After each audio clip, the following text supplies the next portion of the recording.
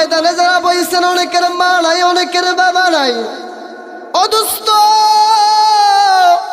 এই মাটার যারা হারাইলা, আল্লাহর নবী কয় আমি রাসূল দোয়া করলে কবুল হবে কিনা কোনো গ্যারান্টি নাই, কিন্তু মার জন্য যদি সন্তান দুইটা হাত উঠায় আল্লাহর কাছে দোয়া করে রে, আল্লাহ তাআলা বলে এই দুয়ার মধ্যে আর আল্লাহর আরশের মধ্যে কোনো পার্থক্য থাকে না। এই দুয়াটা আমার আল্লাহ আরশের মধ্যে কবুল করিয়া নেয়। ভাইরা আমার, বন্ধুগণ, ইতিহাস শুনাইয়া যায় বাস্তব কথা। আল্লাহর নবীর আদরের সাহাবী, কাছের সাহাবী, নাম হইল খলিফাতুল মুসলিমিন আমিরুল মুমিনিন হযরত ওমর ফারুক রাদিয়াল্লাহু তাআলা আনহু হইতে হাদিস বর্ণিত। আল্লাহর নবীর সাহাবী হযরত ওমর সকালবেলা নবীজির সামনে বসে রয়েছেন। ইন্ডিমের টাইমে একটা সাহাবী নবীজির কাছে এসে ডাক দিয়ে বলতেছেন, ইয়া রাসূলুল্লাহ, ইয়া হাবিবাল্লাহ, নবীজি গো, আমি তো যুদ্ধের ময়দানে যেতে চাই, আপনি আমাকে যুদ্ধের ময়দানে নিয়ে চলুন। আল্লাহর নবী ডাক দিয়ে কই, সাহাবী রে, আরে সাহাবী, তোমার ঘরের ভিতরে মা আছে কিনা, তোমার ঘরের ভিতরে বাবা আছে কিনা? আল্লাহর নবীর সাহাবীটা চোখের পানি ফালাইয়া ডাক দিয়া কয়, নবী গো, আমার ঘরের ভিতরে মা আছে, আমার ঘরের ভিতরে বাবা নাই। নবীজি গো, আমার ঘরের ভিতরে শুধুমাত্র মা আছে। আল্লাহর নবী ডাক দিয়া কয়, সাহাবী রে, তাহলে তুমি তোমার মার অনুসরণ করো, তুমি তোমার মার খেদমত করো। যদি তুমি তোমার মার অনুসরণ করতে পারো, যদি তুমি তোমার মার খেদমতটা করতে পারো, আমি নবীজি বলে দিলাম ওই যুদ্ধের ময়দানে চাইলে তোমার যতটুকু নেক আমল হইতো রে, আমি পয়গম্বর বলে দিলাম এই মা বাবার খেদমত করার কারণে আমার আল্লাহ তাআলা তোমাকে যুদ্ধের ময়দানে যাওয়ার চাইতেও বেশি নাকি দিয়া দেবে। চিৎকার মেরে বলেন না সুবহানাল্লাহ। এইবার আল্লাহর নবীর সামনে একজন সাহাবী এসে বসা। সাহাবীটা ডাক দেখো, নবী আমার, আমি কার খেদমতটা বেশি করব?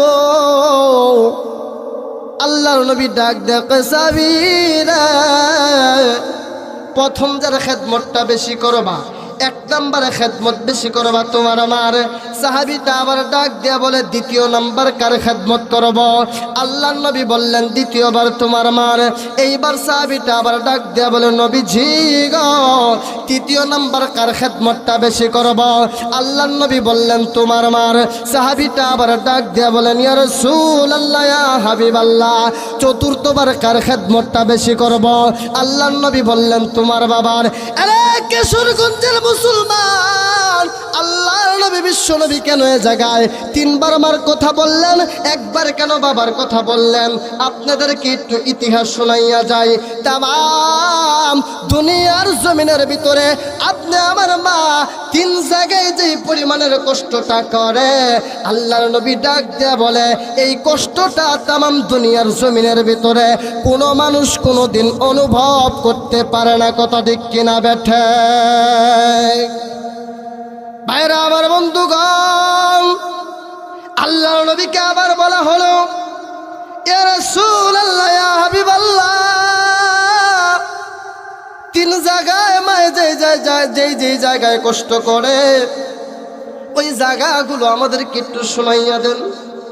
আল্লাহর নবী ডাক দিয়ে কয়, সাবিরা রে, এই বয়ান যখন আমি তোমাদেরকে শুনাইলাম, এক একটা সাহাবী পাগলের মতো হাউমাউ করিয়া কান্না করছে।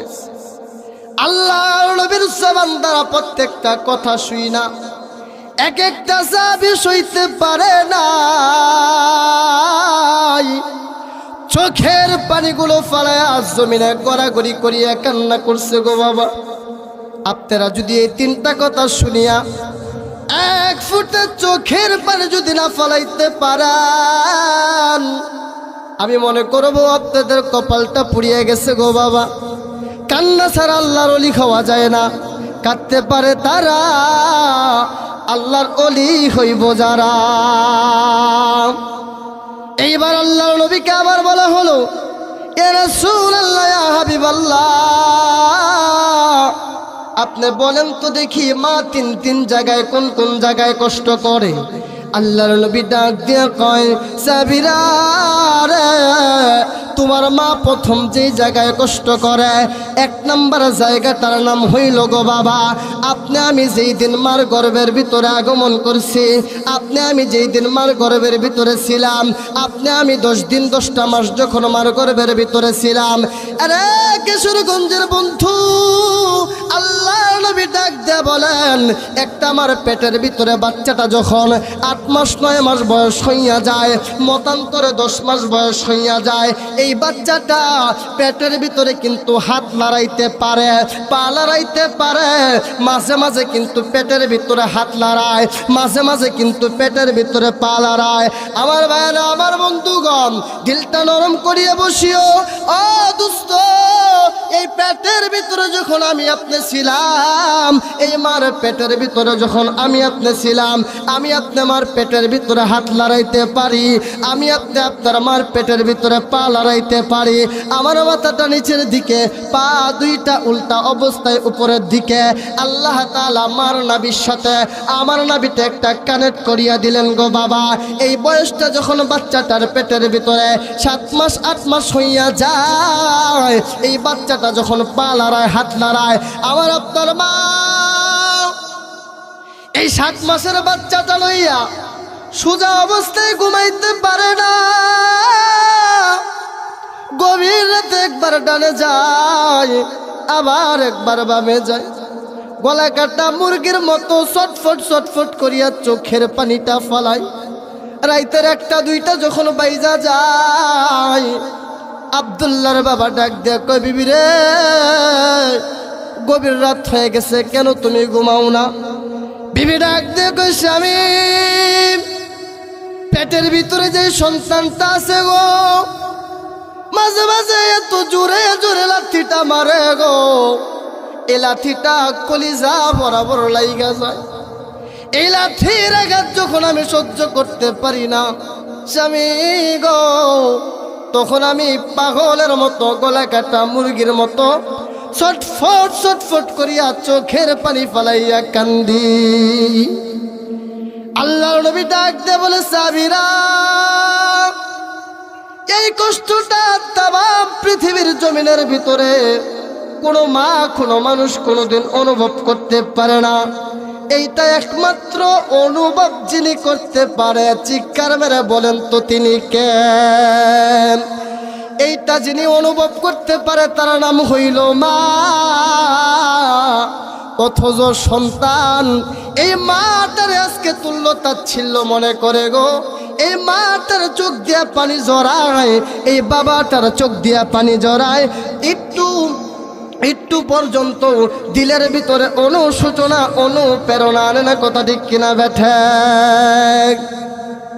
এইবার আল্লাহর নবীর কাছে আবার বলা হলো, বেরে ভাই, দুস্থ বুজুর্গ, এইবার আল্লাহর নবীর কাছে আবার প্রশ্ন করা হলো, ইয়া রাসূলুল্লাহ, ইয়া হাবিবাল্লাহ, দ্বিতীয় নাম্বার মা কোথায় কোথায় কষ্ট করে? আল্লাহর নবী ডাক দিয়ে কয়, সাবিরা রে, 1 নম্বরের কথা তো তোমরা শুনলা, দ্বিতীয় নাম্বার দেখো মা কোথায় কোথায় কষ্ট করে। আল্লাহর নবীর কাছে প্রশ্ন চলে আসলো, নবীজি গো, দ্বিতীয় নাম্বার প্রশ্নের কথাটা আপনি আমাদেরকে একটু শোনাইয়া দেন।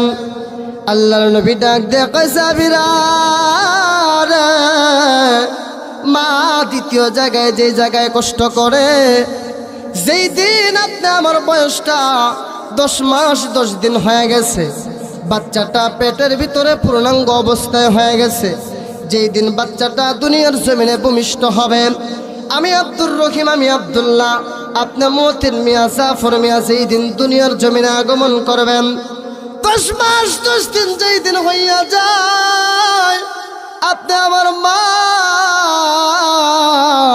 চাচির কাছে যায়, খালার কাছে যায়, ফুফুর কাছে যায়, দাদির কাছে যায়, নানির কাছে যাইয়া ডাক দিয়া কয়, প্রতিবেশীরা আমি জানি না আর তোমাদের সাথে কখনো কথা বলতে পারবো কিনা, আমি জানি না